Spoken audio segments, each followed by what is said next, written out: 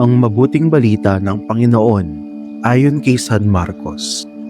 Noong panahong iyon, nagsimulang magsalita si Jesus sa mga punong saserdote, mga eskriba at matatanda ng bayan sa pamamagitan ng mga talinghaga. Sinabi niya, "May isang taong nagtanim ng ubas sa kanyang bukid. Pagkatapos, iniwan niya ang ubasan sa mga kasama at siya'y nagtungo sa ibang lupain. Nang dumating ang panahon ng pitasan, pinapunta niya ang isa niyang utusan upang kunin sa mga kasama ang kanyang kaparte. Iisa na lang ang natitira na maaaring papuntahin sa kanila, ang kanyang minamahal na anak. Ito ang kahuli-hulihang pinapunta niya. Igagalang nila ang aking anak," wika niya sa sarili. Ngunit ang mga kasama ay nag-usap-usap. "Ito ang tagapagmana. Hali kayo, patayin natin at nang mapasa atin ang kanyang mamanahin." Kanilang sinunggaban siya, pinatay at itinapon sa labas ng ubasan. Ano ngayon ang gagawin ng may-ari ng ubasan? Paroroon siya at papatayin ang mga kasamang iyon at ang ubas ay ibibigay sa iba. Hindi pa ba ninyo nababasa ang nakasaad sa kasulatan? Ang batong itinakwil ng mga tagapagtayo ng bahay ang siyang naging batong panulukan. Ginawa ito ng Panginoon at ito'y kahanga-hanga. Tinangka ng mga pinuno ng mga Hudyo na dakpin si Jesus sapagkat nahalata nilang sila ang pinatatamaan sa talinghagang iyon.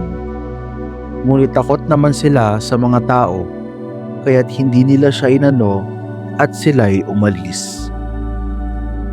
Ang mabuting balita ng Panginoon. Pinupuri ka namin, Panginoong Hesukristo. Ang batong itinakwil ng mga tagapagtayo ng bahay ang siyang naging batong panulukan. Ayon sa isang charismatic na awitin, si Kristo ang sandigan na di nagigiba. Paano nga ba naging isang panulukang bato ang isang batong dati nang tinanggihan? Sa simula't simula pa ay ipinangako na ng Diyos ang pagdating ng Mesiyas na siyang magiging pundasyong bato ng ating kaligtasan. Malinaw ang isinasaad ng Biblia na sa kabila ng pagiging anak ng Diyos, nagawa pa rin siyang itakwil at tanggihan ng mga taong dapat sanang tumangkilik sa Kanya. Malinaw na isinasaad sa talinghaga na ang paglapastangan ng mga tagapangalaga ng ubasan sa anak ng tunay na nagmamay-ari ay itinulak ng kasakiman at pagkainggit. Hindi sila nasiyahan sa karapatang ibinigay sa kanila ng may-ari para maging tagapangalaga. Bunga ng kasakiman at makasariling hangarin, nagawa nilang patayin maging ang anak ng tunay na nagmamay-ari. Ganoon mismo ang ginawa ng tao sa anak ng Diyos. Walang bagay na nasa atin na hindi galing sa Diyos at ang lahat ng ito ay mga biyayang ipinagkatiwala lamang sa atin.